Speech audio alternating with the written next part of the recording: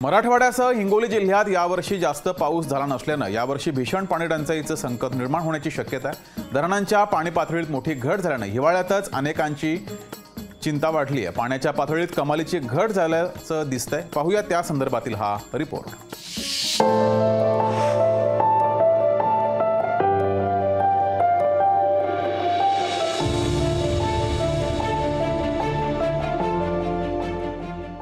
मराठवाड्यासह हिंगोली जिल्ह्यात यावर्षी चांगला पाऊस झाला नाही, त्यामुळे शेतकऱ्यांच्या हाती आलेली पिकं वाया गेली।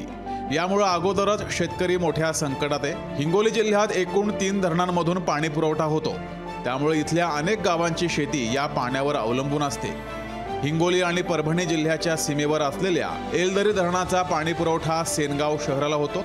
या एलदरी धरणात गेल्या वर्षी जानेवारी महिन्यामध्ये 90% वर पाणी साठा होता, तर यावर्षी केवळ 57% पाणी साठा आहे। या वर्षाच्या मानानं पाणी साठा हा खूपच कमी आलेला आहे। मागच्या वर्षीचा शिल्लक असल्यामुळं तो तरी म्हणजे आपल्याला बेनिफिट आहे।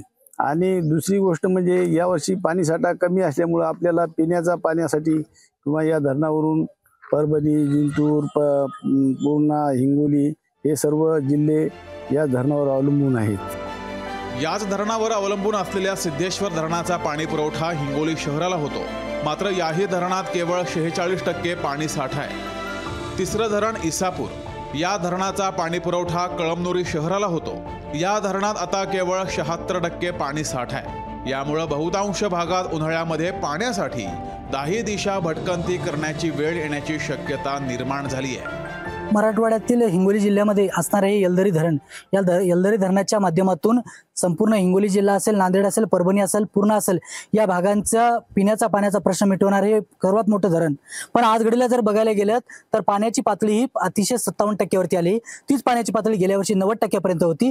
जर आज जर बघायला गेलं तर यावेळेस पावसाचं प्रमाण कमी झाल्यामुळे धरणामध्ये पाण्याची क्षमता कमी आहे।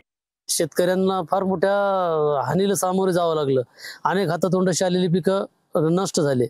त्याच्यामुळे शासनाला एकच विनंती की थोडंसं हे धरण जे आहे हे मुख्य धरण आहे आणि याच्यावर जर त्यांनी थोडंसं लक्ष दिलं तर निश्चितच आपण पाणी वाचवू शकतो आणि या धरणाचा चांगला वापर करू शकतो। पिण्याचा पाण्याचा प्रश्न बिकट बनू शकतो, तर त्याच्यावर उपाययोजना करणं आवश्यक आहे।